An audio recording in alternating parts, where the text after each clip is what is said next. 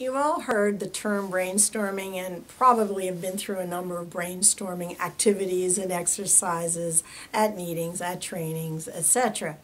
Well, brainstorming is a great idea.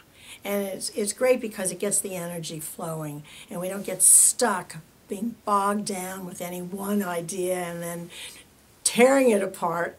And then it just, again, it kills the energy and the creativity. So, there's not just one way of brainstorming, however. The standard is we get out all these ideas and then we go back and we begin to prioritize them and evaluate them, etc.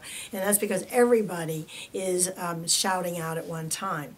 Now, in order to capture large group brainstorms, I do suggest that you have multiple flip charts in the room and multiple people that are capturing them. Because I've seen many, many brainstorming activities slow down because the person that was scribing it just couldn't write fast enough. And if you want to get ideas out quickly, you need to have several different people going at the same time, and you'll find you'll capture a whole lot more.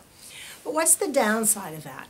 Well, think about it. If it's a very large group, then typically you're just going to get the same people that are participating. Or how do you get your quiet people to get their ideas out as well? Because we tend to have the people that are the quickest to respond that are participating. So there are a couple other ways of doing brainstorming. Of course, you could take that large group and break them into smaller groups and then come back and put the list together. That's always one way of doing it, and that is, again, the traditional brainstorming. But there's also the idea that you can do a silent brainstorm.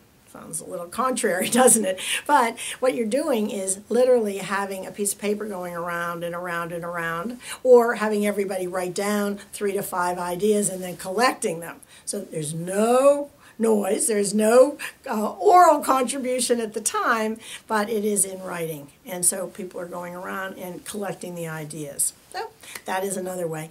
And another is a round robin. And that is you go around the room and each person gets one idea, one idea, one idea, one idea.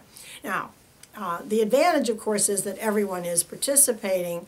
There's still not as much energy in that one as there is in the traditional. So there's trade-offs with each. You want to make sure that everyone gets their ideas out, you keep up the energy, and ultimately you're getting the best ideas possible. You have to be careful, though, when you are using any type of brainstorming activity that you don't judge. And when you put things up there, you know, no, not a good idea, shouldn't do with that. Remember, no judgments when it comes to brainstorming. It's just getting out the ideas, then you can go back and start the evaluation and the prioritization.